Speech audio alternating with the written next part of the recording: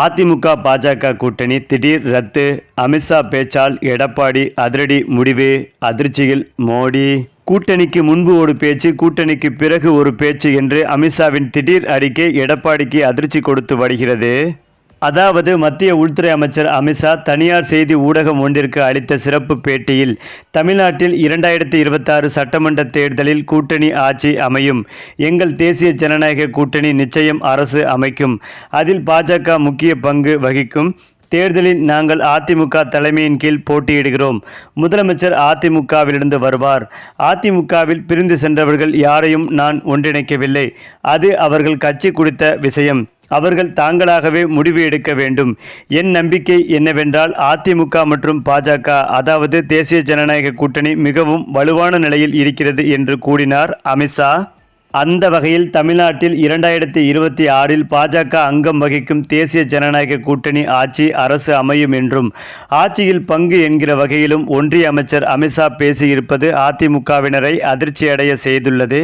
காரணம், சில தினங்களுக்கு முன்னர் தான் எடப்பாடி பழனிசாமி 2026 தேசிய ஜனநாயக கூட்டணி ஆட்சி என்றுதான் கூறினேன், கூட்டணி அரசு என கூறவில்லை என்று திட்டவட்டமாக தெரிவித்திருந்தார்.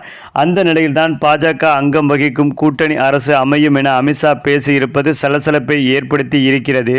அதேபோல் அதிமுகவில் இருந்துதான் முதல்வர் வேட்பாளர் அறிவிக்கப்படுவார் என்று கூறிய அமித்ஷா, கூட்டணி ஆட்சி அமைந்தால் எடப்பாடிதான் முதல்வர் என்று உறுதியாக கூறவில்லை.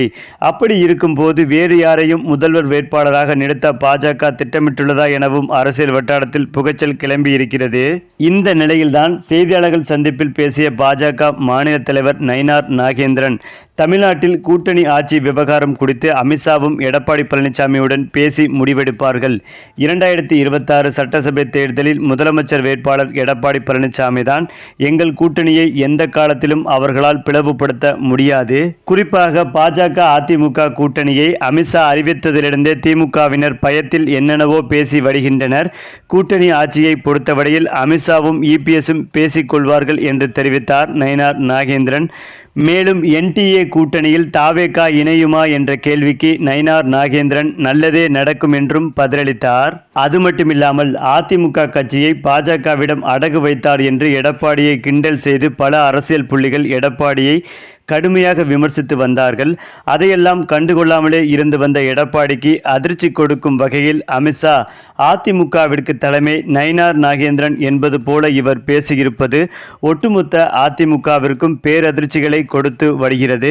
இதனால் எடப்பாடி பழனிசாமி அவர்கள் அவசர கூட்டம் நடத்தி அதிமுக பாஜக கூட்டணியை ரத்து செய்ய பேச்சுவார்த்தை நடத்தி வருகிறார் என்பதும் குறிப்பிடத்தக்கது. அநேகமாக தேர்தலுக்கு முன்பாகவே அதிமுக பாஜக கூட்டணி ரத்து செய்யப்படும் என்ற அதிர்ச்சி தகவலும் வெளிவந்து கொண்டிருக்கிறது.